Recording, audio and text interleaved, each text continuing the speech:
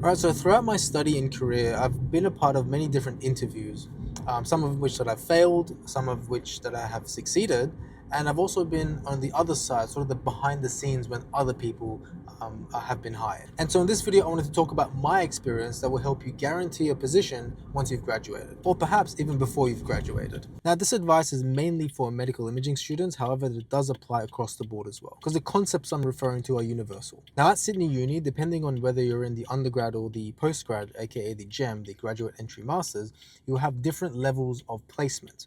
Generally, the undergrads have more placement because it's a 4-year degree, and the GEMs have less placement. That is in terms of total hours. And so I was personally part of the GEM students, so I had 4 total placements at the time, and when I did it, they were 6 weeks long each. And the reason I'm referring to placements first is that is your interview. That is something you have to get right, and you have to treat it as an interview. This is where it all starts. For me, it starts off with the basics. So when you go on clinical placement, you have a bunch of competencies to sign off. So my ideal goal is that all competencies should be signed off before your second last placement. And then for your last placement to basically be treated as an interview. A 6-week or 9-week long interview depending on the length of your placement. And so what do I mean by treating it as an interview? Well, there's a couple points to take into consideration. The first obviously is that you want to demonstrate your radiographic skill. These are the basics, right? So your centering, positioning, your exposure factors, how you communicate with the patient, all of that falls under radiographic skill. Make sure you got that down pat.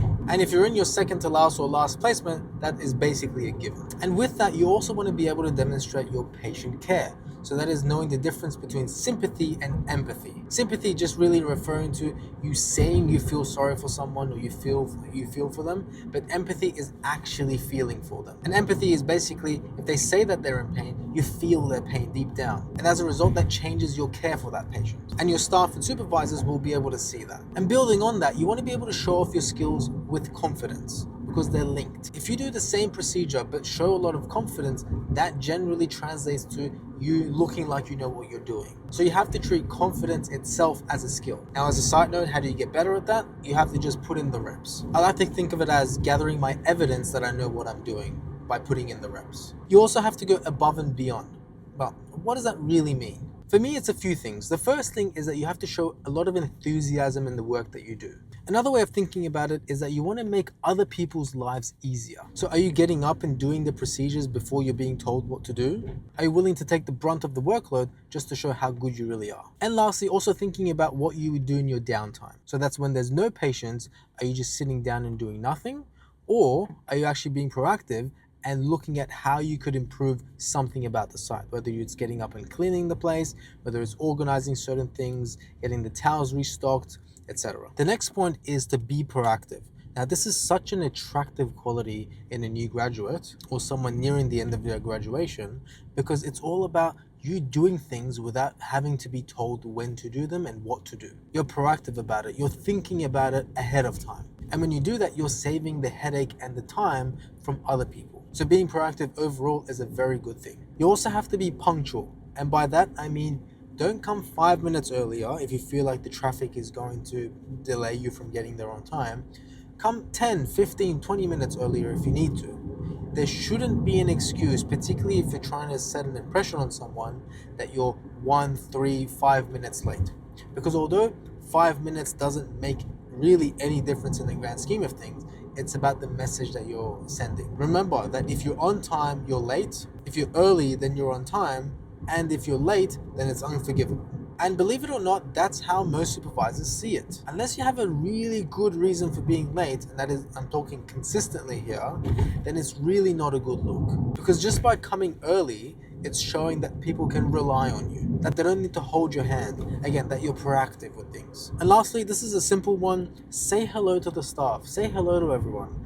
There's been a few cases where I used to supervise students that I would just get told from the different staff that, oh, such and such student, not a big fan of them. Why?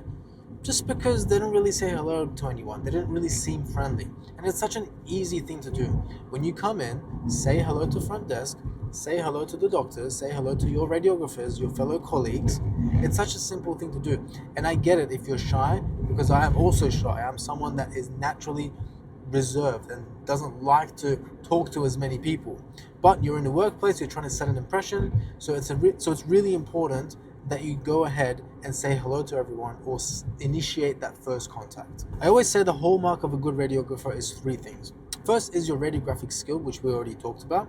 Second is good patient communication, right? So being able to communicate to all patient ages, because that really does affect the interaction that you have with them during the examination. And thirdly, and it's something that doesn't get talked about as much, is communication with the staff.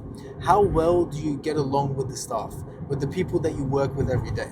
Because if you don't have any one of those three, then your chances of getting hired are slim, right? So if you don't have your radiographic skill, probably not going to get hired, right? They want someone that can do the work. If you have poor patient communication, well, that also bleeds into the first point of, are you even able to do the job properly? But if you don't have good staff communication, good colleague communication, in my experience, that usually leads to people saying, probably shouldn't hire them, not a big fan of them, not for any particular reason, but because they just don't get along with them. They haven't left the right impression. So you have to nail all three. And you have to realize that your job is 90 to 95% working with people. And so you really want to make them want you.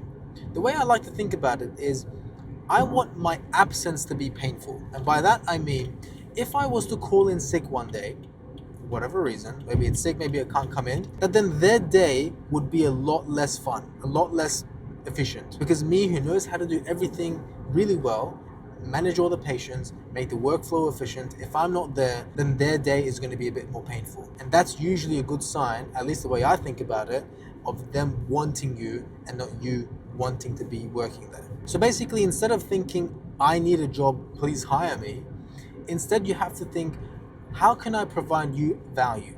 You being the company or the hospital that you're applying for. How can I provide value to this team in a way that will allow them to grow? Because that kind of way of thinking is what's going to allow them to actually hire you more so than you just wanting to work there. Because in the real world, people don't really care about what you want, they care about what they want. So you have to make sure you're addressing their wants first.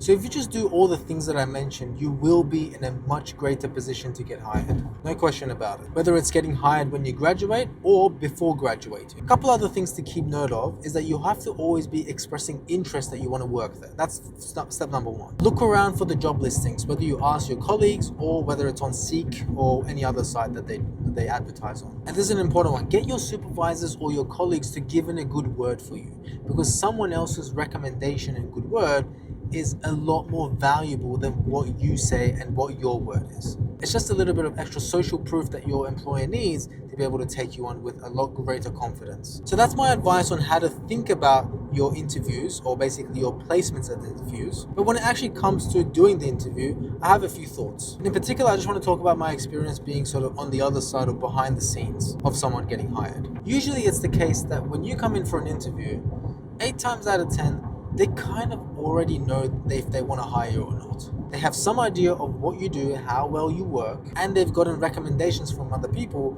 and the interview process is almost like a formality. Now, that's not in all cases, but the ones that I've been a part of have certainly been like that.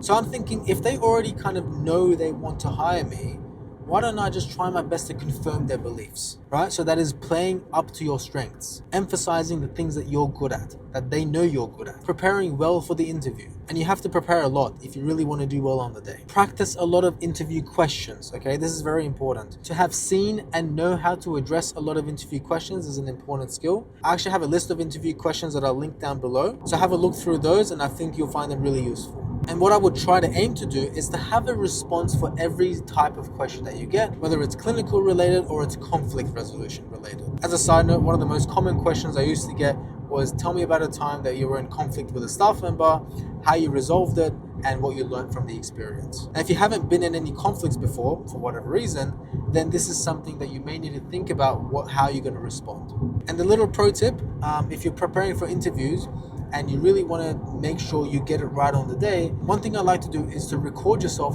as you're being asked the interview questions and then see how well you respond. The first few times you do it, I guarantee you'll freeze and you think this is extremely awkward, I don't know what I'm doing, this feels weird, but it is the best way that I've found to get over your fear of simulating that real world interview style environment where there's people sitting in front of you, they're expecting a good answer, and all you can think about is, how much am I sweating under my arms? So give that a try. Put a tripod up, put your phone up against the wall or anything just similar to this. Get someone to read the questions out for you, Try to give them your best answer. Do multiple takes if you need to. Watch the retakes and see where you went wrong. See how you look like on camera, because that's what you look like in the interview. All right, guys, well, I hope that was helpful. Now, during the interview, there's a lot of do's and don'ts, which I have a lot of experience of myself. So if you want a video on that, let me know down below. Other than that, thanks for listening. Hope you found it useful. If you did find it useful, send it to someone that you think will also find it valuable. All right, until next time, see you next one. Stay curious.